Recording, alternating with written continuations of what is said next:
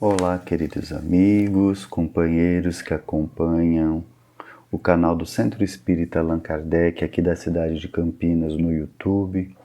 Sejam todos muito bem-vindos a mais um momento que nós faremos uma conversa sobre o Evangelho de Jesus. Hoje a nossa abordagem está contida no capítulo 7 do Evangelho segundo o Espiritismo. E nós vamos nos deter nos itens de 7 a 10, 12 e 13. Mas antes de nós iniciarmos a nossa conversa, nós vamos fazer uma oração para que a gente possa ir estreitando a nossa relação com Deus, que é o nosso Pai, com Jesus, que é o nosso irmão, nosso mestre, e com a espiritualidade amiga. Então, com os corações elevados, buscando essa sintonia fina com o Pai, com a espiritualidade amiga, com Jesus, oremos. Deus, Pai de infinita bondade e misericórdia, aqui estamos mais uma vez, Senhor, no intuito de buscar o aprendizado através dos ensinos de Teu Filho, nosso irmão maior Jesus. Permita-nos, Senhor, termos a clareza no entendimento das palavras aqui trazidas, que nós possamos aproveitar o máximo em compreensão e transformar tudo isso em ações diárias que vão promover a nossa transformação moral. Seja conosco nesse momento, Pai. Seja conosco sempre em nossas vidas. Jesus, após ter recebido os discípulos de João, o evangelista, para questioná-lo se ele era realmente o Cristo, o Messias que tinha sido anunciado, ele responde aos dois, que foram dois discípulos que foram até ele, assim narra Mateus, no capítulo 11 do seu Evangelho. Ele foi até eles, respondeu a eles, e depois falou das cidades que ele tinha visitado e como ele tinha sido recebido, como que as pessoas tinham recebido as mensagens espirituais do Cristo. Após isso, Jesus faz uma pequena prece e ele diz assim: graças te dou a ti, Pai, Senhor do céu e da terra, porque escondeste estas coisas aos sábios e prudentes e as revelastes aos simples e pequeninos. Então está lá no versículo 25 do capítulo 11 do Evangelho de Jesus segundo Mateus. Quando nós ouvimos essa fala de Jesus, essa prece, Jesus rendendo graças a Deus por ter escolhido os simples e os pequeninos para terem a consciência, para terem a percepção, o conhecimento das coisas espirituais e ter escondido aos sábios e aos prudentes essas verdades, deixando a eles que busquem, aos sábios e prudentes, as verdades do mundo material.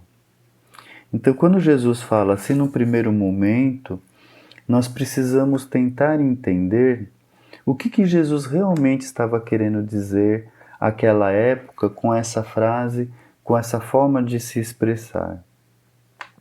Quando Jesus falava de sábios e prudentes, eram aquelas pessoas que tinham muito conhecimento do ponto de vista material, até mesmo de algumas banalidades, até mesmo de alguns ritos, daquilo que a sociedade, do ponto de vista material, mas não visando uma moralidade, tinha criado. Eram considerados os sabichões. E eles eram muito orgulhosos.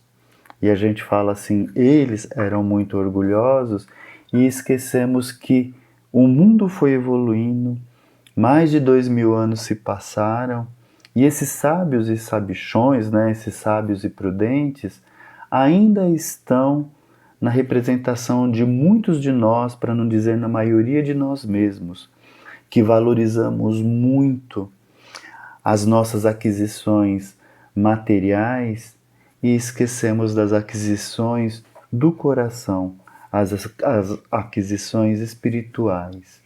Então, quando Jesus fala que rende graças por ter Deus escondido essas verdades desses, é porque esses sábios, esses prudentes, esses sabichões, não saberiam fazer uso das verdades espirituais. Aliás, eles nem muitas vezes acreditavam na verdade de Deus. Porque se eles acreditassem na verdade de Deus, eles teriam que ir contra os padrões que eles tinham criado para a própria vida, para a própria forma de viver, para a própria forma de interagir com o outro. Afinal de contas, eles sentiam orgulho de ter conhecimento, de serem reconhecidos pelas ruas, pela postura, pelo cargo, não é? Então, toda aquela questão material, toda aquela pompa, para eles enchia o ser deles, né? O íntimo de cada um. Assim como enche o ser e o íntimo de nós, que ainda alimentamos muito do orgulho na nossa vida. Porque nós, muitas vezes, nos orgulhamos de saber disso, saber daquilo, ter título disso, ter título daquilo, damos carteirada, não é? Com quem você pensa que você está falando? Quem você acha que eu sou? Eu estudei tanto para isso e fiz tudo isso, mas assim no sentido de se pôr maior e melhor do que o outro. Não no sentido de estar esclarecendo, olha, eu estudei isso, então eu posso te ajudar nisso, nisso e naquilo. Não, é no sentido de se exibir, de mostrar poder, de mostrar ser mais. Ser mais do quê? Não é? Se todos somos irmãos, se todos somos espíritos em processo de evolução, se todos os que aqui habitamos no planeta Terra, guardadas as devidas proporções, estamos no mesmo patamar de evolução, com alguns conhecimentos a mais em alguma situação, em alguma matéria, em algum sentido, mas muito defasados em outras.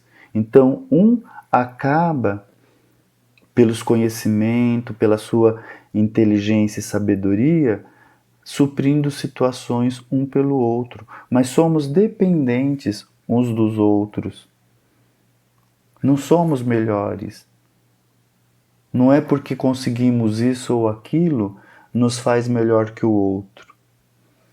Então, nós que ainda agimos assim, como outrora os nossos irmãos, lá que é representado talvez no Evangelho pelos escribas, pelos fariseus, que tinham ainda muito desse orgulho, tinha muito do egoísmo em si, de querer tudo para si, de querer ser o melhor, que tudo viesse para eles. Então, esses, nós e eles que ainda estamos assim, somos esses sábios e prudentes que na realidade só valorizamos a matéria, mas de espiritualidade, de conhecimento espiritual, de vida verdadeira, não entendemos nada. Por isso que ainda alimentamos o orgulho em nós. Já Deus, nas falas de Jesus, revela aos simples e pequeninos toda a verdade espiritual na medida que eles conseguem entender. Quem são esses simples e pequeninos? São aqueles que Jesus inicia o Sermão do Monte falando: bem-aventurados, não é? Jesus inicia o sermão falando: bem-aventurados os pobres de espírito, ou em algumas traduções, os pobres em espírito. Quem são esses pobres de espírito? Ao contrário do que nós entendemos, ao contrário do que nós fomos criados a entender, até por falas populares, né? Aquele rapaz é pobre de espírito, se referindo a uma pessoa que não é interessante, se referindo a uma pessoa que não tem chamativo, né? Aquela pessoa é uma pobre de espírito, não conhece nada, não entende nada. Muito pelo contrário, no sentido real dessa palavra de Jesus. Porque pobre de espírito, para Jesus, são os humildes. Aqueles que se reconhecem que o seu espírito é empobrecido de conhecimento, de sabedoria, e que ele precisa do Pai para poder progredir, transformar e ser alguém melhor.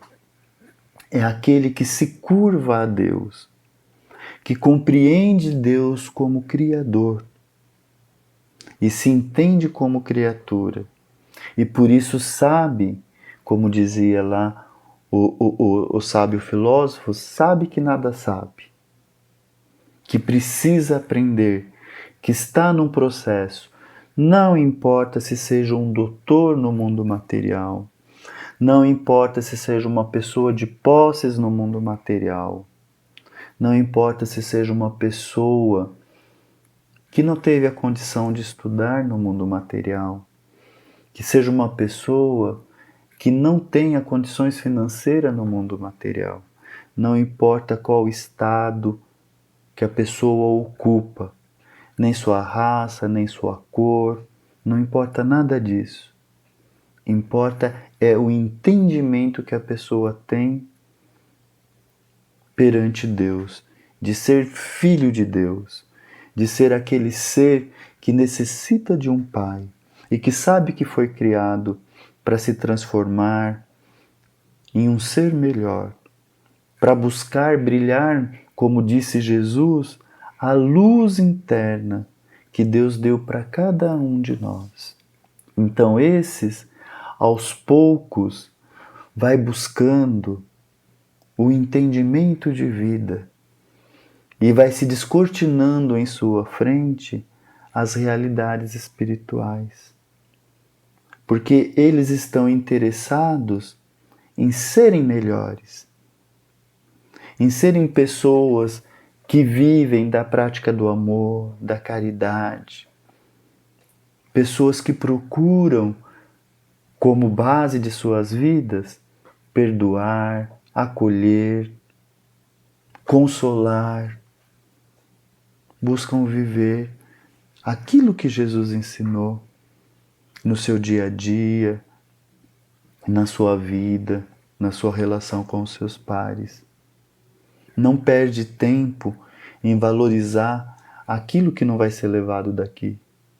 Qual é o verdadeiro tesouro que Jesus nos ensinou? É aquele que o ladrão não rouba, que a traça não corrói, não é? Que a traça não rói, que a ferrugem não corrói.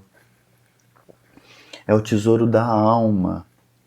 É as virtudes que nós conseguimos trazer para dentro de nós. É as virtudes que nós lutamos diariamente para que se reproduza em nós e nos transforme numa pessoa melhor. Então, esse é o verdadeiro tesouro. O bem que a gente possa levar de aprendizado, de ação para as nossas vidas que virão. É o progresso que já conseguimos do ponto de vista moral. Do ponto de vista material, precisamos sim de situações que nos dê suporte, condições de comprar uma roupa, se pudermos de ter um teto que nos abrigue, se for necessário um veículo que nos transporte. É importante que a gente trabalhe e busque o nosso alimento diário. Isso é muito importante. O que a gente não pode é transformar Deus nessas situações. Endeusar o curso que eu fiz, endeusar a casa que eu comprei, o carro que eu uso, a comida que eu como, o restaurante que eu frequento, a marca do perfume. Não é endeusar aquilo que não é de Deus, na realidade, porque o que é de Deus é o tesouro do Espírito. É esse viver em busca da transformação para o amor verdadeiro, de ser um ser melhor, de buscar essa proximidade com o Pai, que é o nosso grande ideal, é a nossa estrada que devemos trilhar. Kardec fala no Evangelho, nesse trecho que estamos comentando, que algumas pessoas mais orgulhosas, elas criticam e questionam por que é que o Espiritismo, os espíritos, não se esforçam a levar de uma forma maciça, massiva, aquilo que é a verdade espiritual. A verdade espiritual está aí, o Espiritismo difunde a verdade espiritual. Está ao alcance de todos, mas precisa ter olhos de ver, ouvidos de ouvir, como Jesus disse, não é? Precisa apurar os sentidos. O Espiritismo não tem que obrigar as pessoas a fazer uma campanha massiva de mostrar as verdades espirituais, porque não vai adiantar. Só vai adiantar para aqueles que estão preparados para receber essa verdade. Aos poucos todos estaremos. Só que o que acontece? Enquanto nós permanecemos nos nossos vícios, nas nossas imperfeições, nós permanecemos na dor, no sofrimento. Nós permanecemos numa situação que não tira de nós aquilo que já conseguimos de evolução, aquilo que nós já conseguimos de coisas boas em nós, de virtudes. Não vai tirar a gente, mas nos estaciona no sofrimento e na dor que os nossos vícios, que as nossas más tendências nos colocam. Por isso, devemos sempre buscar estarmos e sermos melhores. Tudo isso aqui, tudo isso que está aí fora, vai ficar. O que vai conosco é aquilo que trabalhamos para nos transformarmos em seres melhores. Nesse capítulo 7, nós temos Adolfo, o bispo, falando da questão da benevolência versus o orgulho. Como podemos ser bom, realmente viver o bem, se ainda trazemos o orgulho em nós? Porque o orgulho, em todos os momentos, ele vai nos tirar a possibilidade de sermos realmente bons, de vivermos realmente a verdade do Cristo, os ensinos que foram para nós trazidos. E ele é a fonte de todos os males.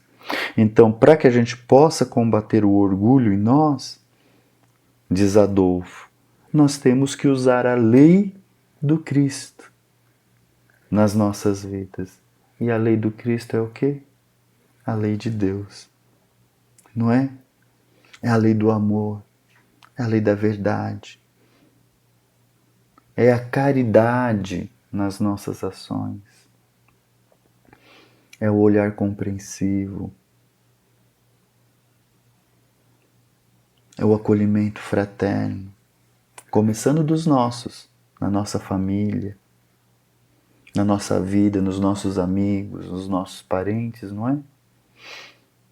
Quão difícil muitas vezes é aceitar os vícios, as coisas negativas que o outro, que é o nosso próximo mais próximo, nos traz. Se é difícil para nós, para eles também é difícil aceitar de nós os nossos vícios, as nossas más tendências.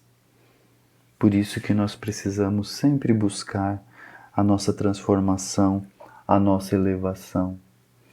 Se Deus, na encarnação que estamos, nos privilegiou com a condição de termos conhecimento, de termos sabedoria, inteligência, o nosso papel, e assim diz Ferdinando, também um espírito, em uma mensagem no capítulo 7, como a gente vem comentando, o nosso papel é utilizar o nosso conhecimento, o nosso entendimento para promover o bem, para acolher os que mais necessitam, para produzir situações que vão ajudar aqueles que passam por dificuldades, a descobrir coisas que serão boas, que farão o progresso da humanidade, a transformação da humanidade. Quando a gente volta, então, a refletir nas palavras de Jesus, precisamos buscar ser esse simples, esse pequenino. Precisamos buscar compreender a nossa pequenez perante o Pai e deixar aquele ser que se põe sábio, que se põe prudente, como se dizia ao tempo de Jesus, como que tem muito conhecimento e por isso valoriza demais a matéria, as exterioridades, deixá-lo de lado e viver buscando essa humildade. Bem-aventurados pobres em espírito.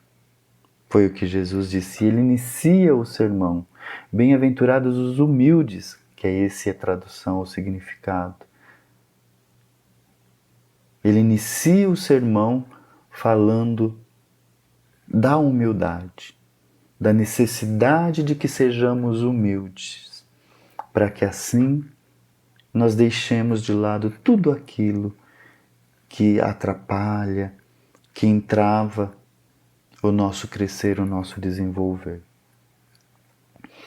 Que a gente possa trazer essas lições do Cristo para o nosso dia a dia, na nossa vida, no nosso lar. Que a gente possa buscar essa compreensão. Quando a gente encontrar o nosso filho, por exemplo, fazendo alguma coisa que nos desagrade, não porque está mexendo com o nosso orgulho, com a nossa vaidade, com o nosso egoísmo, mas porque ele está fazendo algo que é errado. Vamos acolhê-lo, vamos instruí-lo, vamos ajudá-lo, ou mesmo com as nossas esposas, com os nossos maridos, até mesmo com os nossos pais, embora nunca esqueçamos do respeito, do amor, da dívida que nós temos para com eles, que nos colocou na condição de alunos no plano terreno. Mas vamos buscar essa vivência. Mas para isso, precisamos buscar a compreensão, o entendimento das leis divinas em nós. Buscar a nossa transformação moral, buscar viver o bem e ser exemplo. Ser exemplo para que possamos ser seguidos.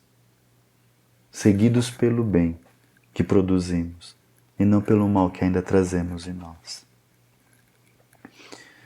É muito bom nós conversarmos a respeito dos ensinos de Jesus. É certo que cada um de nós temos uma interpretação a respeito das falas do Cristo. Mas a base dessas interpretações tem que ser a vivência do bem e do amor. Porque o Cristo foi o exemplo do amor, vivo, caminhando, pulsando, acolhendo, abraçando, amparando, confortando. Esse é o Cristo. E Ele é o nosso modelo e guia. E Ele disse: eu sou o caminho da verdade e da vida. Ninguém chega ao Pai se não for através de mim. Não é? Em outro momento, e é muito interessante, porque na sequência dessa prece que Jesus fala, graças te dou a ti, Pai, Senhor do céu e da terra, porque escondeste estas coisas aos sábios e prudentes e a revelaste aos simples e pequeninos. Logo em seguida, ele traz aquele convite tão lindo que todos nós buscamos sempre compreender e quando estamos em desconforto, buscamos ouvi-lo. Porque Jesus diz assim: vinde a mim todos vós que estáis cansados e aflitos, e eu vos aliviarei. Tomai sobre vós o meu jugo e aprendei de mim, que sou manso, sou humilde de coração, e assim tereis vida. Porque o meu jugo é suave e o meu fardo é leve. Promessas de Jesus. Vamos elevar nesse momento, novamente, ainda com mais força, com mais sintonia, os nossos pensamentos a Deus, a Jesus, à espiritualidade amiga.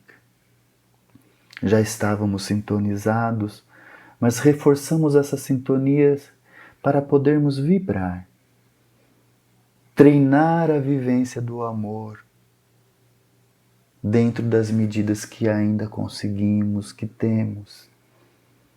Então, vibrar é oferecer os nossos melhores sentimentos em prol de algo, de alguma causa.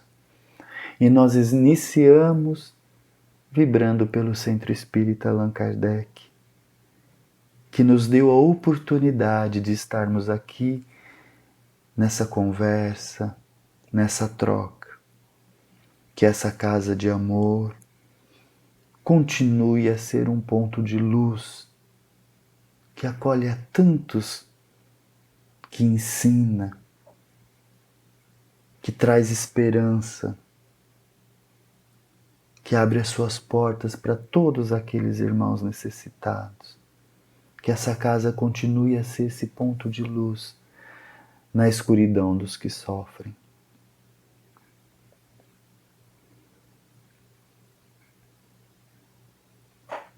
Por aquele caso específico que conhecemos e sabemos de alguém ou de pessoas que passam por grandes dificuldades, nós queremos vibrar também, desejando que esse nosso irmão, irmã, irmãos, irmãs, recebam de Deus as bênçãos benfazejas que vão fortalecê-los para que possam passar por suas dificuldades e saírem mais fortalecidos, cientes de que Deus está no comando, olhando por todos nós.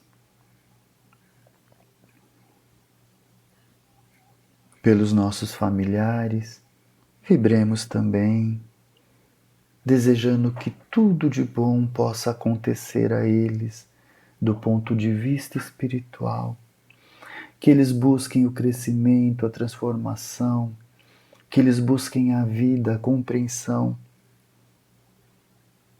das coisas de Deus através das palavras do Cristo.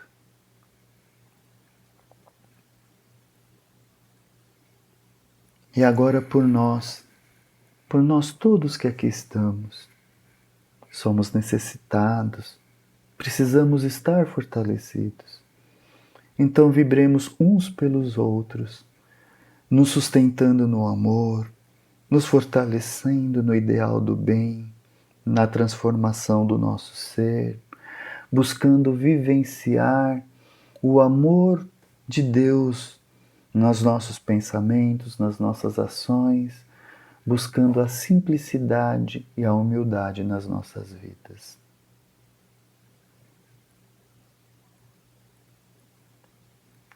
Deus Pai, de infinita bondade, misericórdia e sabedoria.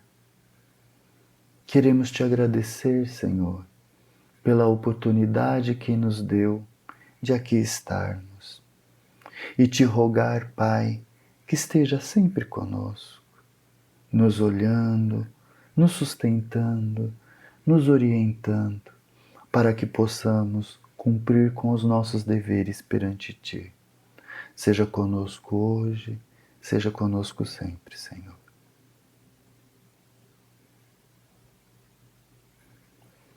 Agradecemos aos amigos e companheiros que puderam participar deste momento com o Evangelho.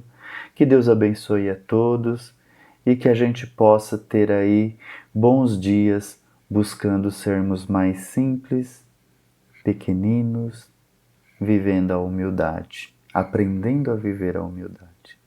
Paz de Jesus em todos os corações.